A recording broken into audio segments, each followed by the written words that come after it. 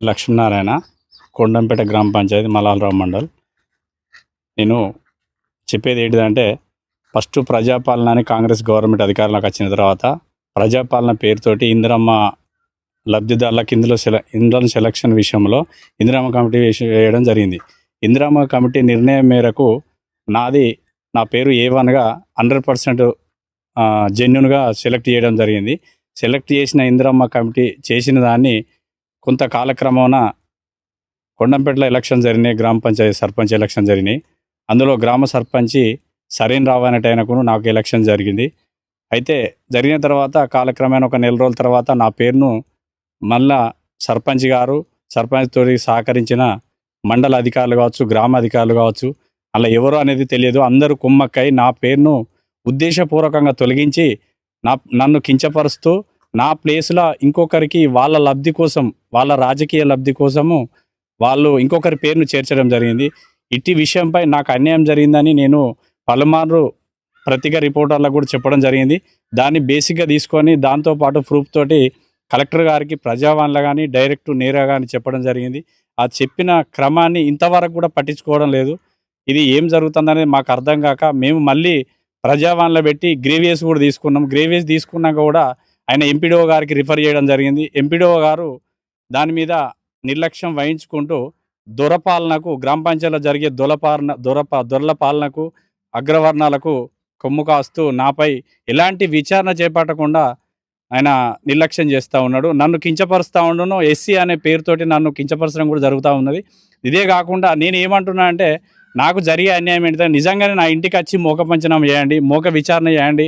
అదే కాకుండా నాతో పాటు కొంతమంది పేదలు ఇండ్లు లేక చాలామంది ఉన్నారు పాపం, వాళ్ళకు ఇవ్వకుండా వాళ్ళ రాజకీయ లబ్ధి కోసం వాళ్ళకు అనుకూలంగా ఉన్న వాళ్ళని మాత్రమే పేర్లు పెట్టడం జరిగింది. ఇది చాలా అన్యాయం అని నేను మాట్లాడుతూ ఉన్నా.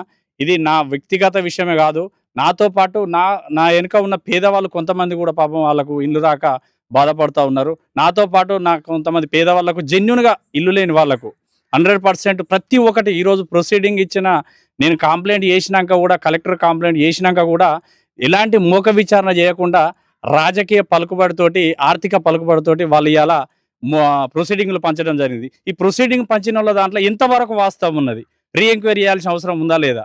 సరే, ముందు ఎంక్వైరీ చేసి ఇచ్చిర్రా, ఎట్లు ఇచ్చిర్రా అనేది తెలియదు. కానీ కంప్లైంట్ అనేది 100% 8 ఇండ్లకి 8 ఇండ్లు, కనీసం 5 ఇండ్లన్నా జెన్యున్ ఉండాలి కదా. 3 ఇండ్లు అటు ఇటు అయినా కూడా వాళ్ళు ఏమైనా చేసుకోవచ్చు, కానీ 5 ఇండ్లన్నా జెన్యున్ ఉండాలి కదా. అగ్రవర్ణాల వాళ్ళకు, కొంతమంది వాళ్ళకు రాజకీయంగా వాళ్ళకు తొత్తులో ఉన్న వాళ్లకు రాజకీయ ప్రజాప్రతినిధులకు కూడా ఇల్లు ఇవ్వడం జరిగింది. సో ఇది ఎంతవరకు వాస్తవం అని మేము నిలదీస్తూ ఉన్నాం. దయచేసి మా ఇల్లును మోక పంచనామా చేసి, నాతో పాటు ఈ ప్రొసీడింగ్లు ఇచ్చిన ఇండ్లన్నింటినీ కూడా మోక పంచనామా చేసి వాళ్ళందరికీ న్యాయం చేయాలని నేను కోరుతున్నాను.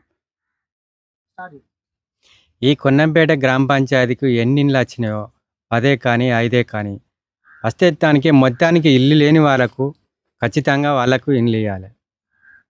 అది సంగతి. మాకు ఇల్లు లేదు, ఇండ్లు కూలిపోయినాయి సారు. మేము వ్యవసాయం అంతా మా ఇంట పడుతుంది. ఏం చేసినా కానీ మొదలు వచ్చింది ఇల్లును ఎవరు కొట్టేసిండ్రో కార్యదర్శులు అందరూ మాకు తెలియదు సారు. బాంచను మా ఇంట్లోనైతే నీళ్ళే ఉంటాయి, నీళ్ళనే ఉంటాను సారు. మాకు వచ్చిన ఇల్లును మాత్రం కొట్టేపిచ్చిండ్రు. ఇక మరి ఎవరికి వస్తానో ఎవరికి పోతానో కానీ మా ఇంట్లో అయితే బాంచను. కార్యదర్శులు ఉన్నారు, చూస్తాండ్రు. మాకు ఇల్లు లేదు. మరి మాకు ఇందిరమ్మ వచ్చిన ఇల్లు మాత్రం కొట్టేపిచ్చిండ్రు. మాకు ఖచ్చితంగా ఇండ్లు రావాలి, ఇందిరమ్మ ఇల్లు రావాలి సారు. బాంచను మమ్మల్ని ఎట్లనన్నా చేసి మాకు ఇండ్లు ఇచ్చే గురం చేయండి. మా ఇంట్లో ఏం లేదు, చెట్టు కింద ఉన్నట్టున్నాం తండ్రి బాంచను కాలువ.